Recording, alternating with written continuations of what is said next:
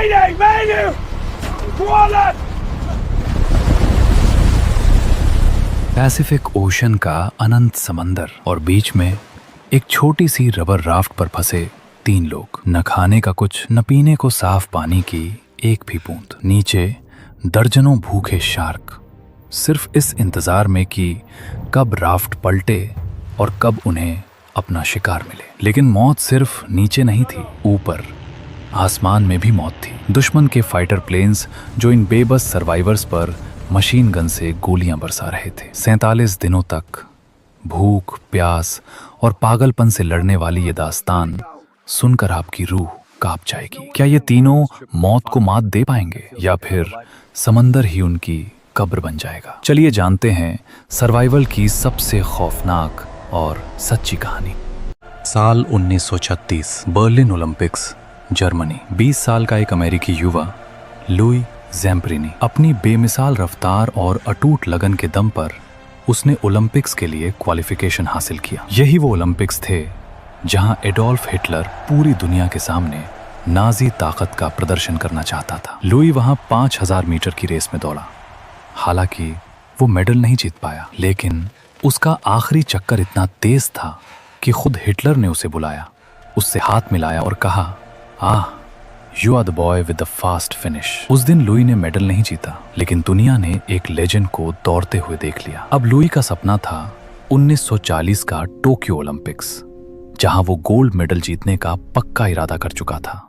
लेकिन किस्मत को कुछ और ही मंजूर था। 1939 में वर्ल्ड वॉर 2 शुरू हो गया, ओलंपिक्स कैंसिल हो गए और Louie Army Air Corps join कर लिया। Louie Zamperini B-24 liberator bomber plane पर बॉम्बार्डियर बना, यानी विमान से बम गिराने वाला सैनिक। ये प्लेन उड़ाना बेहद मुश्किल था। इसमें बार बार टेक्निकल प्रॉब्लम्स आती थीं, इसीलिए लोग इसे कहते थे फ्लाइंग कॉफिन, यानी उड़ता हुआ ताबूत। लुई और उसके पायलट रसल एलन फिलिप्स धीरे धीरे बहुत अच्छे दोस्त बन गए। उनके प्लेन का नाम था सुपरमैन और इसने कई खतरनाक मिशनों को सफलता से पूरा किया। 27 मई 1943 लुई, फिलिप्स और उनकी नई क्रू को एक रेस्क्यू मिशन पर भेजा गया। जिस प्लेन में उन्हें भेजा गया उसका नाम था ग्रीन हॉर्नेट। ये प्लेन बेकार हालत में था और मैकेनिक्स ने पहले ही चेतावनी दे दी थी, ये प्लेन सेफ नहीं है। मिशन के दौरान पैसिफिक ओशन के ऊपर अचानक ग्रीन हॉर्नेट के इंजन फेल हो गए। कुछ ही पलों में प्लेन सीधा समंदर में क्रैश कर गया। इस भयानक हादसे में 11 लोगों में से सिर्फ 3 ही जिंदा बचे। लुई ज़ैम्परिनी, पायलट फिलिप्स जिनके सिर पर गहरी चोट लगी थी, और फ्रांसिस मैकनमारा जो बुरी तरह डरा हुआ था। यहीं से शुरू होती है सर्वाइवल की असली कहानी। उनके पास पीले रंग की 2 रबर राफ्ट थीं, हर एक लगभग 6 फीट लंबी और 2 फीट चौड़ी। उन्होंने दोनों राफ्ट्स को एक रस्सी से बांध दिया। फिलिप्स बुरी तरह जख्मी था, इसलिए लुई ने उसे एक राफ्ट पर लिटा दिया और लुई और मैक दूसरी राफ्ट पर बैठ गए। जिंदा रहने के लिए उनके पास लगभग कुछ भी नहीं था, सिर्फ कुछ मिलिट्री चॉकलेट बार्स, थोड़े से पानी के टिन्स, एक फ्लेयर गन, एक फिशिंग किट, लेकिन बिना चारे के। और सबसे बुरी बात, ना कोई रेडियो, ना कोई मैप, ना ही कोई नेविगेशन टूल।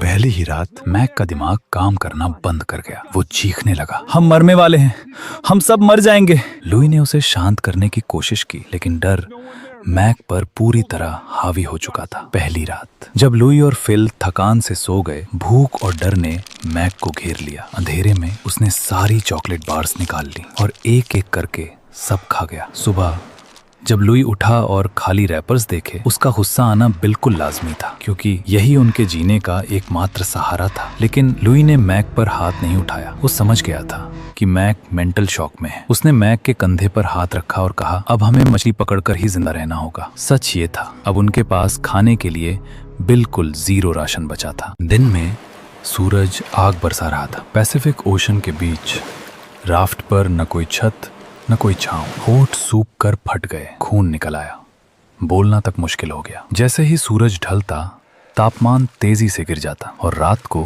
बेहद ठंड पड़ने लगती। दिन में सूरज की तेज आग बरसाने वाली गर्मी और रात को कांपा देने वाली ठंड, ये सब उन्हें जबरदस्त तरीके से परेशान करने लगे। भूख से भी ज्यादा खतरनाक प्यास थी। कुछ ही दिनों में उनका सारा पानी खत्म हो चुका था और गला बिल्कुल सूख गया था। लुई हर रोज आसमान की तरफ देखता और बारिश की दुआ करता। जब कभी बारिश होती तो वो मुंह खोलकर बूंदें पीते और कपड़े को फैलाकर पानी जमा कर लेते। लेकिन जिस दिन बारिश नहीं होती वो दिन उनके लिए नरक जैसा होता। लुई जानता था कि समंदर में आदमी भूख से पहले पागलपन से मरता है। अगर उन्होंने उम्मीद छोड़ दी तो मरना तय था। इसलिए लुई ने दिमाग को बिजी रखने का एक तरीका निकाला। भूख मिटाने के लिए लुई ने फिल और मैक से उनके फेवरेट खाने के बारे में पूछना शुरू किया। उन्होंने सिर्फ डिशेस के नाम नहीं लिए बल्कि उन्हें बनाया। वो घंटों तक रेसिपीज डिस्कस करते। लुई उन्हें अपनी पुरानी यादें और ओलंपिक्स के किस्से बताता। वो फिल से उसकी गर्लफ्रेंड सेसी के बारे में पूछता। फिल का सपना था वापस जाकर सेसी से शादी करना और यही उम्मीद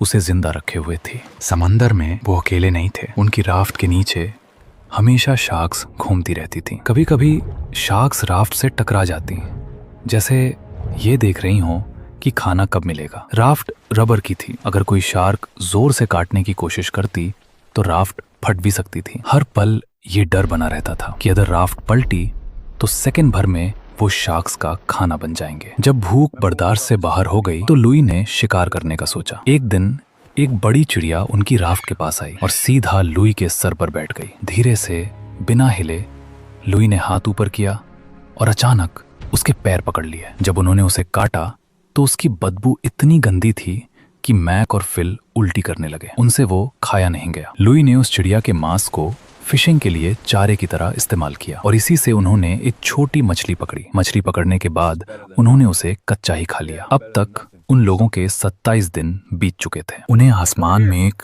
पेन की आवाज सुनाई दी। ऊपर देखा तो वो B-25 बॉम्बर था। उन्हें लगा अमेरिका ने आखिरकार उन्हें ढूंढ लिया। खुशी में लुई ने फ्लेयर गन चला दी। प्लेन ने उन्हें देखा और नीचे की तरफ टर्न लिया, लेकिन वो अमेरिकन नहीं था, वो जापानी बॉम्बर था। प्लेन ने मशीन गन से फायरिंग शुरू कर दी। लुई ने चिल्लाया, पानी में कूदो। वो तीनों राफ्ट से कूद गए और राफ्ट के नीचे झुक गए। जब प्लेन चला गया लुई वापस राफ्ट पर चढ़ा। उसने देखा राफ्ट पर 48 छेद हो गए थे, लेकिन चमत्कारिक रूप से लुई, फिल और मैक तीनों में से किसी को भी एक भी गोली नहीं लगी थी। राफ्ट की हवा धीरे धीरे निकल रही थी। वो डूबने के बिल्कुल करीब थे। जेबों से पैच निकाले और छेद बंद करते रहे। किसी तरह राफ्ट को बचा लिया। ये दिन उनके लिए सबसे ज्यादा मुश्किल था। 30 दिन बीत चुके थे। मैक अब बिल्कुल टूट चुका था। उसने खाना पीना बंद कर दिया था। वो बस एक कोने में पड़ा रहता था। एक रात मैक ने लुई से पूछा, लुई क्या मैं मरने वाला हूँ? लुई ने झूठ बोला, नहीं मैक, हम घर पहुँचेंगे। 33वां दिन सुबह जब लुई उठा तो मैक सांस नहीं ले रहा था। वो मर चुका था। लुई और फिल ने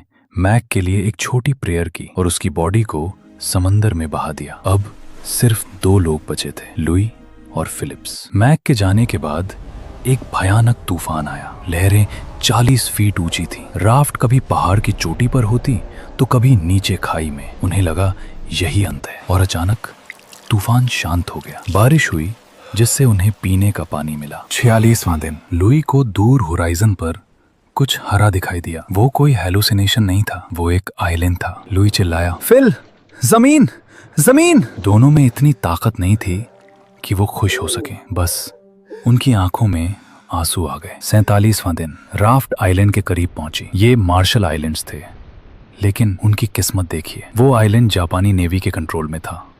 एक जापानी बोट उनकी तरफ आई। सोल्जर्स ने उन्हें बंदूक की नोक पर पकड़ लिया। उन्होंने सोचा था कि जमीन मिलते ही वो बच जाएंगे, लेकिन उन्हें नहीं पता था कि 47 दिन का ये नर्क तो बस एक ट्रेलर था। असली टॉर्चर तो अब जापानी POW prisoner of war camps में शुरू होने वाला था। अगर आप इस कहानी का पार्ट 2 देखना चाहते हैं तो कमेंट करके जरूर बताइए।